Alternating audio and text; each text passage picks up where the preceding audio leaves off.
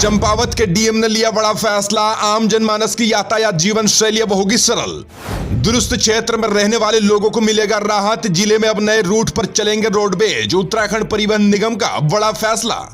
Indian military academy से देवभूमि उत्तराखंड के officer निकले अव्वल, पासिंग आउट परेड में श्रीलंका के सीडीएस जनरल के सामने दिया सलामी।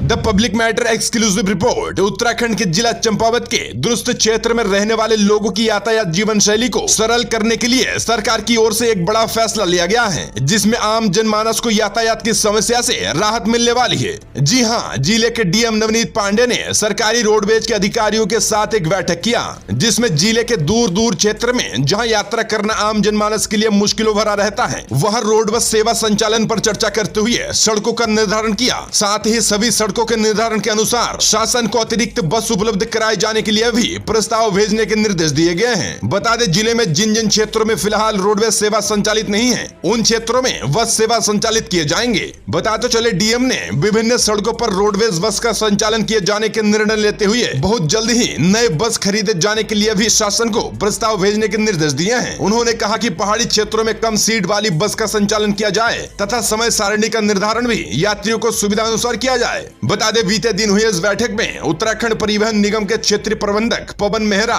सहायक क्षेत्रीय प्रबंधक नरेंद्र गौतम सहित अन्य अधिकारी भी इस बैठक में सम्मिलित रहे। आपको बता दें, बैठक के दौरान दिए गए प्रस्ताव में जिन सड़कों के बीच बस संचालन किए जाएंगे वे कुछ इस प्रकार है।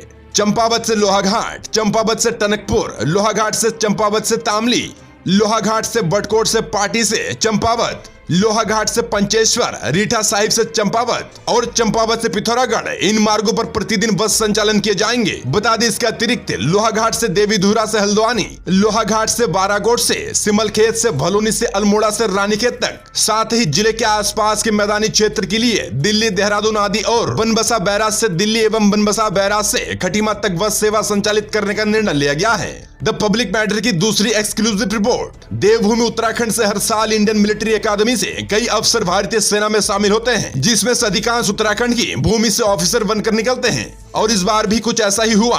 भारतीय सैन्य अकादमी यानी आईएमए में अंतिम दिवस में 343 नौजवान भारतीय सेना का हिस्सा बन गए हैं। इसके साथ ही 12 मित्र देशों के 29 विदेशी कैडेट भी पास आउट हुए हैं। आपको बता दें, उत्तराखंड वीरों की भूमि है, इसमें कोई शक नहीं है। भारत के पहले सीडीएस ऑफिसर के रूप में जनरल बिपिन रावत हुई हैं और इसी राह कदम पर चलते हुए हर साल आईएमए की तरफ से सबसे बड़ी संख्या में उत्तराखंड के युवा ऑफिसर बनकर निकलते हैं। देश की इस विशाल आबादी में अन्य राज्यों से काफी पीछे छोड़ हर बार की तरह इस बार भी उत्तराखंड आगे निकल चुका है। अगर बात की जाए इस बार की, तो उत्तर प्रदेश के बाद उत्तराखंड देश का दूसरा राज्य बना है जो सबसे ज्यादा अवसर देने में कामयाब रहा।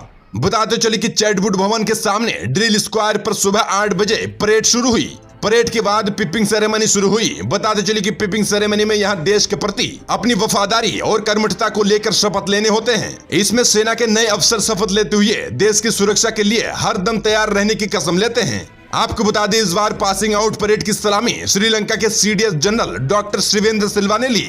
इस बार Uttar Pradesh 68 cadet pass out of होकर अफसर बने हैं, जबकि उत्तराखंड इस बार 42 कैडेट के साथ दूसरे स्थान पर है। पिछली बार 20 राज्यों के कैडेट पीओपी में शामिल थे, लेकिन इस बार 27 राज्यों के कैडेट पीओपी में भाग लिए हैं। अगर बात की जाए भारत के टॉप 5 राज्यों की, जिसमें सबसे ज्यादा अफसर बनने में अव्वल रहे हैं, तो पहला राज्य उत्तर प्रदेश, जिसमें 68 कैडेट शामिल हैं। दूसरा उत्तराखंड 42, तीसरा राजस्थान 34, चौथा महाराष्ट्र और पांचवा बिहार, जिसमें 27 कैडेट शामिल हैं। द पब्लिक मैटर को फेसबुक पर देख रहे हो तो चैनल को फॉलो करें, और अगर यूट्यूब पर देख रहे हो तो चैनल को फॉलो और सब्सक्राइब करें, साथ ही लाइक और शेयर जरूर करें।